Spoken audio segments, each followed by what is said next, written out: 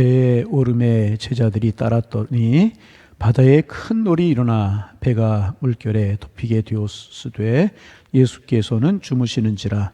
그 제자들이 나와 깨우며 이르되 주여 구원하소서, 우리가 죽겠나이다. 예수께서 이르시되 어찌하여 무서워하느냐, 믿음이 작은 자들아 하시고 곧 일어나사 바람과 바다를 꾸짖으시니 아주 잔잔하게 되거늘 그 사람들이 놀랍게 여겨 이르되 바람과 바다도 순종하는가 하더라. 아멘. 갈릴리 바다가 성경에 이제 많이 나와요. 디베랴라고도 부르고 갈릴리 바다라고도 불러요. 바다라고도 하기도 하고 호수라기도 이야기를 합니다. 사실은 호수가 맞는 이야기죠. 근데 유대인들은 바다와 호수의 개념이 없어요. 물이 귀한 나라이기 때문에 큰 물 뭐 그렇게 그냥 이야기합니다. 정확하게 말하면 이제 바다라고 이야기를 할 수 있고, 뭐 갈릴리 지역에 위치했다고 갈릴리 바다라고 부르고, 이제 뭐 티베리우스 황제를 위해서 건설한 도시가 옆에 있었기 때문에 이제 디베랴 바다라고도 부르고, 그 모양이 하프처럼 생겼다고 그래서 이제 긴네레시라고 그렇게 부르기도 하는 호수가 갈릴리 바다라고 불리는 호수입니다. 배를 타고 건너면 뭐 작은 배는 오래 걸리고 뭐 큰 배는 좀 빨리 가는 배는 금방 지나갈 수 있겠습니다만 상당히 큰 호수입니다. 그래서 30분 1시간 건너갈 수 있는 바다가 갈릴리 바다인 것입니다. 이 갈릴리 바다에서 갈릴리 호수에서 고기를 잡을 때 약 20명 정도 탈 수 있는 작은 배로 고기를 잡는 것이 상례였다고 이제 그래요. 예수님께서 제자들과 함께 배를 타고 건너편으로 건너가고 계시는데 예수님께서 지금 타고 계셨던 배도 그만한 배, 한 20여 명 사람이 타면 찰 수 있는 고기잡이 그런 배였을 것이라고 생각이 이제 듭니다. 그런데 문제가 생겼어요. 무슨 문제가 생겼는가? 큰 물결이 일어나고, 우리로 말하면 큰 바람이 불고 파도가 치고, 제자들 중에는 어부 출신의 제자들이 있었잖아요. 배를 좀 어느 정도 다스릴 줄 아는 그런 제자들이 있었던 것입니다. 그런데 어찌할 수 없이 배가 흔들리고 배 안으로 물이 들어오고 꼭 배가 뒤집힐 것 같고 그런 어려움이 이제 찾아오게 된 것입니다. 보통 이제 큰 이런 태풍이 불거나 이런 폭풍이 칠 때 그 징조가 먼저 나타나게 되는 것이 이제 상례인 것입니다. 날이 어두워지거나 또는 먹구름이 끼거나 바람이 심하게 불거나 이런 징조가 먼저 나타나는 것이 상례이고 일반적인 경우인데, 오늘 본문에서는 그 전후 징조가 전혀 이제 없었던 것 같아요. 풍랑이 치고 바람이 불고 배가 뒤집힐 것 같고 물결이 배 안으로 튀어들어오는 정도가 아니고 막 쏠려 들어오고 이제 그런 어려운 상황이 벌어지게 된 것입니다. 그런데 문제는 뭐냐면 태풍이 몰아친 것보다 더 큰 문제가 무엇이냐면 예수님이 주무시고 계셨다는 거예요. 예수님이 주무시고 이제 계셨다는 것입니다. 아마 제자들과 예수님이 배를 타고 출발하시자마자 예수님이 주무시지는 않으셨을 것 같아요. 어느 정도 배가 좀 이렇게 항해를 하고 난 다음에 예수님이 주무신 것이 아닌가. 그러니까 배가 갈릴리 바다 중간쯤 아마 와 있었던 것 같고, 예수님께서는 깊이 주무시고 이제 계셨어요. 그러니까 육지에서 가깝지가 않으니까 누가 도와줄 수 있는 사람도 없었던 것이고, 예수님은 주무시고 계셨던 그런 이제 상황이었습니다. 정리를 좀 해보면 성난 파도, 휘몰아치고 삼킬 듯이 성난 파도가 있었고, 그 가운데서 예수님은 곤히 주무시고 계셨고 겁에 질려서 당황하고 있는 제자들, 이것이 오늘의 본문의 상황이었다는 것입니다.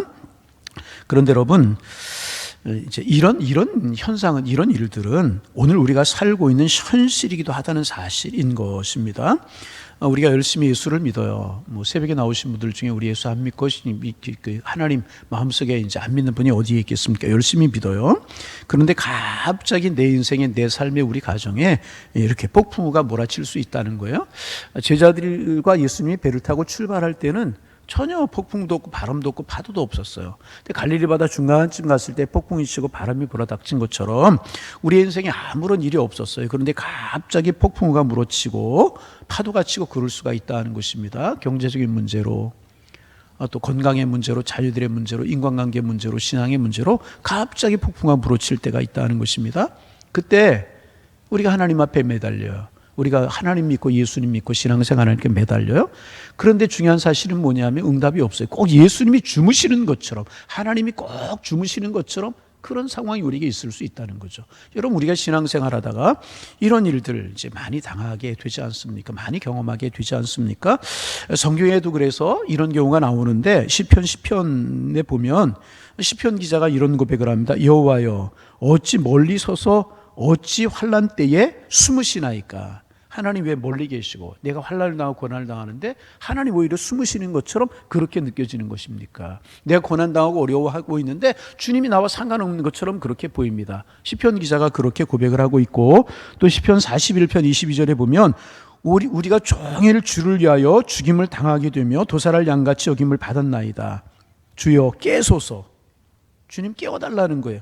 어찌하여 주무시나이까. 일어나시고 우리를 영영히 버리지 마옵소서.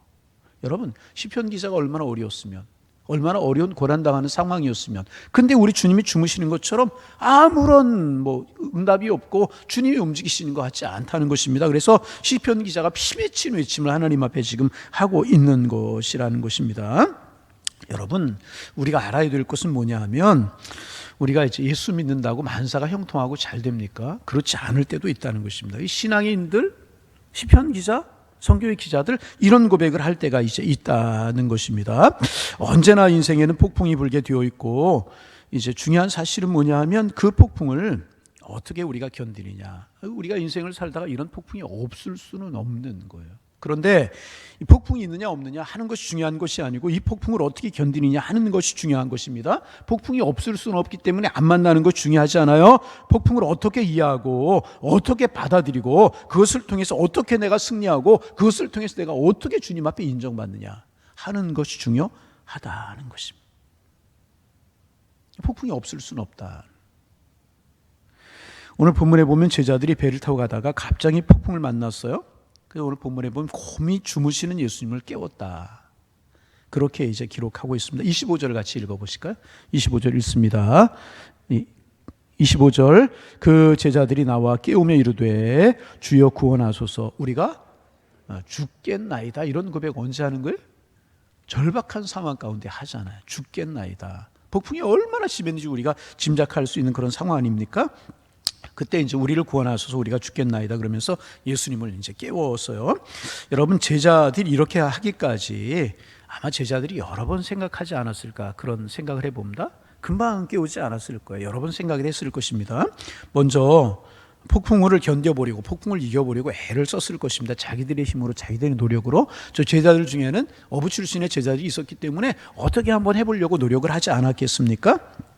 또 그들은 이제 그러다가 안 되니까 예수님을 깨웠어요. 예수님을 깨우면서 의심됐을지도 모르겠어요. 예수님이 정말 하나님의 아들이요 능력이 많으신 분이라고 하면 왜 예수님이 계시는 이 배에 이런 폭풍우가 치일까? 이런 풍랑이 일까? 이런 고난이 있을까? 왜 이런 어려움이 있는 것일까? 저분이 하나님의 아들이시고 능력이 많으신 분이라고 하면 저분이 이 배에 계시는데 왜 이런 일이 있을까? 우리가 예수 믿는데 왜 이런 일이 있을까? 내가 예수 믿고 신앙의 길을 걸어가는데 왜 나에게 이런 일이 있는 것인가? 그런 생각처럼 제자들이 그런 생각을 하게 되었을 것입니다. 또 한 가지는 하필이면 왜 이때 주무시는가? 왜 하필이면 예수님 이때 주무시는가? 그런 생각을 이제 했을 수도 있었을 것이고, 결정적인 순간에 예수님이 주무시고 이제 계셨다는 것입니다. 여러분, 이제 하여튼 그런 생각을 가졌을 거예요, 제자들이. 그래서 예수님을 그런 마음까지 깨웠을 것입니다. 그 절박한 외침 앞에 주님이 깨어나셨다는 것입니다. 그런 절박한 외침 앞에 주님이 이제 깨어나셨어요. 26절 읽어봅니다. 26절 읽습니다. 예수께서 이르시되 어찌하여 무서워하느냐? 믿음이 작은 자들 하시고 곧 일어나 바람과 바다를 꾸짖으시니 아주 잔잔하게 되거늘 그랬어요. 예수님께서 깨울 때 예수님께서 일어나셨다는 거예요. 오늘 아침에 일어나서 이 말씀 묵상하는데 이 말씀이 은혜가 됐어요. 잠잠한 것 같지만, 예수님 응답 안 하시는 것 같지만, 제자들이 여러 가지 생각을 가졌지만 여하튼 깨웠을 때 주님이 어떻게 하셨어요? 일어나셨다는 거예요. 깨어나셨다는 거예요. 여러분, 우리 늘 주님 깨우는 우리가 되기를 소망합니다. 때로 하늘 문이 닫힌 것 같고 예수님이 주무시는 것 같고 응답이 없는 것 같을지라도 우리가 흔들어 주님을 깨우면, 우리가 기도하면, 간구하면 주님이 응답하시는 주님이신 줄로 믿습니다. 하나님의 방법으로 응답하시는 주님이라는, 우리 늘 응답이 되는 것 같고 안 되는 것 같고 하늘이 막힌 것 같고 닫힌 것 같지만은 우리가 해야 될 일은 뭐냐면 그럴지라도 계속 주님을 깨우는 거예요. 기도하고 또 기도하고 찬송하고 또 찬송하고 간구하고 또 간구하고, 그러면 주님은 깨우시고 우리의 간구에 응답하실 줄로 믿습니다. 우리 늘 그렇게 깨워야 돼요. 그런데 예수님께서 일어나셨어요. 일어나셔서 제일 먼저 뭐를 하셨는가, 이게 중요합니다. 오늘 이 본문 우리가 중에서 이 한 가지 꼭 우리가 기억할 수 있기를 원하는데 일어나셔서 제일 먼저 뭐 하셨어요? 지금 상황이 뭐예요? 바람 때문에 문제고 폭풍 때문에 문제고 파도 때문에 문제였잖아요. 제자들 때문에 문제가 아니잖아요. 폭풍이 안 치면 아무런 일이 없고 파도가 안 치면 아무런 일이 없고 고난이 없으면 아무런 것도 아니고 질병이 없으면 아무것도 아니고 삶에 어려움이 없으면 아무것도 아니잖아요. 그런데 예수님이 일어나셔서 제일 먼저 하신 게 뭐예요? 지금 폭풍을 꾸짖는 거, 바람을 꾸짖는 거, 파도를 꾸짖는 게 이게 가장 중요한 것 같잖아요. 그런데 깨어나신 예수님 폭풍을 먼저 꾸짖지 아니하셨다는 거예요. 바람을 먼저 꾸짖지 아니하셨다는 거죠. 제일 먼저 누구를 꾸짖으셨어요? 오늘 본문에 보면 이르시되 어찌하여 무서워하느냐, 믿음이 적은 자들아. 바람과 파도를 잔잔케 하시기 전에 제일 먼저 예수님께서 하신 일이 무엇입니까? 제자들을 꾸짖으셨다는 거예요. 제자들의 무엇을 꾸짖으셨어요? 믿음 없는 것을 꾸짖으셨다는 것입니다. 여러분, 우리가 생각할 것, 주님이 같이 계셔도 그 배에 주님이 같이 계셨어요. 우리 인생에 주님이 함께 하셔요. 여러분, 오늘이나 내일이나 여전히 주님 우리와 동행하시는 줄로 믿습니다. 마치 배에 예수님 제자들과 함께 계시는 것처럼 우리 인생에 주님은 함께 계신다는 거죠. 그럼에도 불구하고 폭풍이 왔어요. 주님 우리 인생에 함께 하실 폭풍이 올 수 있다는 사실입니다. 그리고 폭풍이 올 때 주님이 주무시는 것처럼 느껴질 수 있다는 것입니다. 그럼에도 두려워하지 않고 주님을 신뢰하는 것이 믿음이라는 것입니다. 그런데 이것이 없었기 때문에 어찌하여 두려워하느냐, 믿음이 적은 자들아. 예수님께 제자들을 꾸짖으셨다는 것입니다. 여러분, 반복하면 우리가 이 세상을 살아가는 동안에 크고 작은 일들을 만나게 되어요. 좋은 일이 있을 수 있고 안 좋은 일이 있을 수 있고 굳은 일이 있을 수 있고, 그러다가 태양이 확 떠가지고 밝은 날이 있을 수 있잖아요. 그런가 하면 비바람이 몰아치고 폭풍과 몰아치는 그런 때가 우리 인생에 있을 수도 있다는 것입니다. 그리고 우리는 크고 작은 일을 만날 때 두려워합니다. 그때 믿음이 없으면 두려워지고 무서워지게 되는 거예요. 폭풍 풍랑 우리 인생에 없을 수 없다는 거죠. 근데 우리에게 믿음이 없으면 두려워지고 무서워지게 되는 거예요. 환경이 두렵고 사람이 무섭고 사람의 말이 무섭고 사람들의 오해와 비판을 받는 소리, 그런 소리가 두려워지고 힘들어지고 그렇게 되는 거예요. 왜 그래요? 원래 그런 것은 있게 마련이에요. 사람은 그런 것이고 우리의 환경은 그런 것이고 우리 인생은 크고 작은 풍랑이 있게 마련이라는 것입니다. 왜 두려워지는가? 그 풍랑, 폭풍이 문제가 아니고 우리의 믿음 없는 것이 문제라는 것입니다. 그리고 두려워지기 시작하면, 두려움이 생기면 아무것도 할 수가 없게 되는 것입니다. 두려워지면 그래서 실수하고 그래서 넘어지고 그렇게 되는 것입니다. 그런데 두려움에서 벗어나면 모든 것들이 쉬워지게 되는 것입니다. 제자들은 폭풍이 두려웠어요. 폭풍이 들어왔어요. 파도가 치고 막 물이 배 안으로 들어오고 이게 죽을 것 같거든요. 결국 사람들의 궁극적인 염려와 걱정은 뭐냐 하면 죽을까 봐 걱정이라는 거죠. 배가 조금 고프면 배가 고파서 죽겠다, 졸려 죽겠다, 그죠? 어떨 때는 좋아서도 죽겠다고 그래요. 결국 궁극적인 걱정이 뭐냐면 죽을까 봐 걱정인데 제자들은 죽게 생겼다는 것입니다. 그런데 중요한 사실은 뭐냐 하면 예수님이 일어나셨어요. 깨어나셨어요. 그리고 풍랑과 폭풍을 꾸짖으셔야 되는 게 먼저인 것 같은데 예수님은 그렇게 하지 아니하시고 제자들을 보시면서 어찌하여 너에게 두려워하느냐, 믿음이 없는 자들, 그렇게 말씀을 하셨다는 것입니다. 잘 보시기를 바랍니다. 예수님의 관심, 일어나신 예수님의 관심이 어디에 있었는가 하는 거예요. 예수님의 관심이 어디 있었어요? 풍랑, 폭풍, 바람, 여기에 관심이 있었던 것이 아니라는 거예요. 예수님의 관심이 어디 있었어요? 제자들에게 있었다는 거죠. 예수님의 관심은 제자들에게 있었다는 것입니다. 제자들의 믿음 없음, 제자들의 믿음, 이것이 예수님의 관심이었다는 것입니다. 여러분, 결국 환경이 문제가 아니라 결국 우리의 믿음이 문제라는 거예요. 환경은 항상 그럴 수 있다는 거죠. 근데 우리의 믿음이 있느냐 없느냐 이것에 따라서 그 상황을 대처하는 상황이 다를 수 있다는 거죠. 그래서 일어나신 예수님 폭풍 풍랑을 꾸짖기 전에 제자들의 믿음 없음을 우리 주님이 말씀해 주셨다는. 그래서 여러분, 환경이 어떨지라도 여건이 어떨지라도 우리의 믿음이 분명하고 우리가 믿음으로 주님을 꽉 붙들면 환경은 문제될 것이 아니라. 그리고 나서 예수님께서 풍랑을 꾸짖지 않습니까? 여러분, 그렇잖아요. 오늘 본문에서 믿음이 없다는 뜻은 무엇이겠습니까? 제자들에게 너희에게 어째 믿음이 없는 예수님 말씀하신 뜻이 무엇입니까? 예수님을 신뢰하지 못했다는 것, 그것을 의미하는 것 아니겠습니까? 너희가 나를 왜 신뢰하지 못하느냐? 내가 여기 이렇게 있지 않느냐? 그런데 너희가 나를 왜 신뢰하지 못하느냐? 그것이 예수님의 말씀이었다는 것입니다. 내가 잠자고 있는 것처럼 느낄지라도, 너희가 원하는 응답이 없을지라도 왜 나를 신뢰하지 않았느냐? 이렇게 말씀하고 계십니다. 여러분, 때라는 거 한 번 더 이야기할까요? 나의 때와 하나님의 때가 있어요. 그리고 나의 때와 하나님의 때는 달라요. 여러분, 예수님이 주무시고 계실 때가, 예수님이 주무셨다는 것은 하나님의 때가 있다는 것입니다. 신앙은 나의 때에 움직이는 것이 아니고 하나님의 때에 하나님의 방법으로 이루어지고 움직이는 것이 신앙이에요. 이 사실을 우리가 기억할 수 있어야 될 것입니다. 하나님이 원하시면 하나님의 방법으로, 하나님의 사람에 의해서 하나님의 역사는 이루어질 줄로 믿습니다. 하나님이 원하시면 하나님의 방법으로, 하나님의 사람에 의해서 이루어지게 되는 것이라. 일어나신 예수님, 풍랑과 파도를 잔잔케 하시기 전에 제자들의 믿음 없음을 먼저 이야기하셨다는 사실을 우리가 꼭 기억해야 될 것이라. 여러분, 오늘 우리의 기도의 제목 되기를 원합니다. 주님, 우리에게 믿음 허락하여 주옵소서. 이것이 문제예요.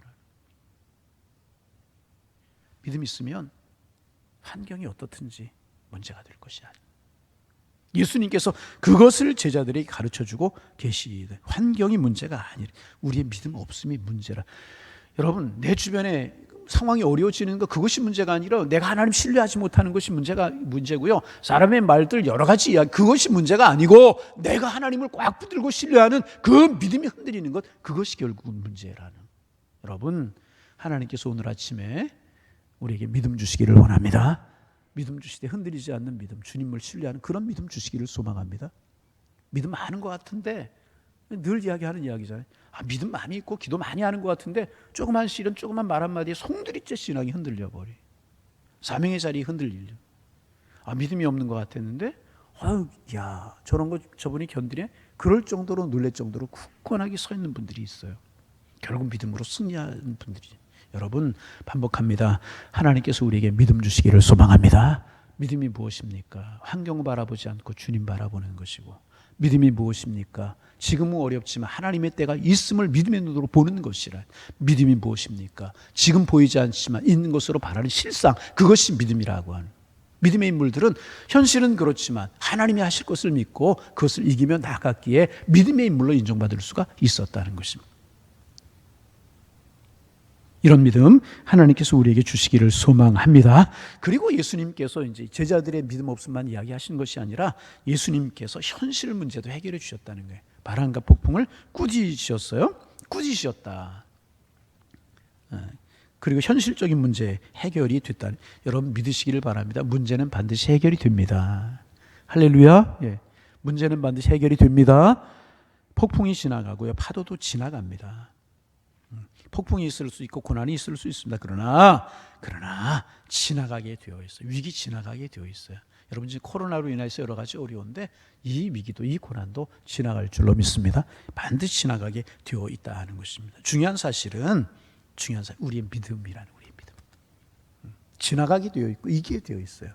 우리의 믿음, 주님 앞에 온전히 서실 수 있기를 바랍니다. 마지막으로 27절 말씀 읽고 말씀 마칩니다. 27절 읽습니다. 그 사람들이 놀랍게 여겨 이르되 이가 어떠한 사람이기에 바람과 파도도 순종하는가. 여러분, 앞에서 우리가 지난 주간에 나병 환자를 고치신 주님, 산에서 내려오셔서 나병 환자를 고치시고, 백부장의 하인의 질병을 고치시고 베드로의 장모의 질병을 고치시는 이런 예수님 지난 주간에 묵상했어요. 우리의 질병을 고치실 뿐만 아니라 자연 질서도 다스리시고 풍랑과 파도도 꾸짖으시고 고치시는 분이 우리 주님이시라는 거죠. 우주 만물의 주님이시라는 거죠. 우리가 믿는 주님은 이런 분. 오늘도 이분 신뢰하고 이분 믿는 믿음으로 크고 작은 일들을 이기며 정말 당당하게 세상을 살아갈 수 있는 우리 하나님의 사람들 다 되실 수 있기를 주님의 이름으로 축복합니다. 축복합니다. 네, 기도하겠습니다.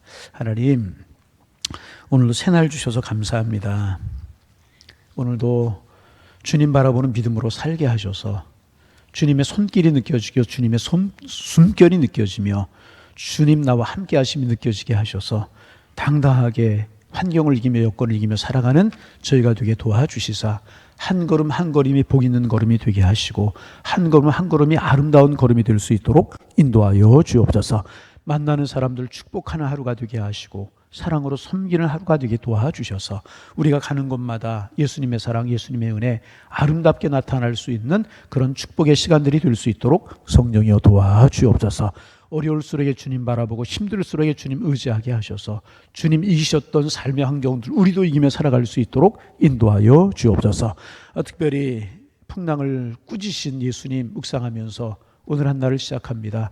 그런데 하나님, 그 주님 주무시고 계셨고 일어나신 주님 풍랑과 폭풍을 꾸짖기 전에 제자들의 믿음 없음을 나무래셨음을 우리가 말씀을 통하여 보았습니다. 우리가 주님 모시고 신앙생활하지만 때로는 주님이 주무시고 계시는 것처럼 느껴질 때가 있는데 그때 주님 우리 함께 하시지 않는 것이 아니고 하나님의 때가 있다는 사실을 우리가 믿음의 눈으로 바라보게 도와주시고 결국 주님의 관심은 풍랑과 파도가 아니었고 제자들의 믿음이었다는 사실을 우리가 기억하고 주님 믿음 주옵소서. 우리가 기도하게 하시고 큰 믿음 주옵소서. 이기는 믿음 주옵소서. 주님을 신뢰하는 믿음 주옵소서.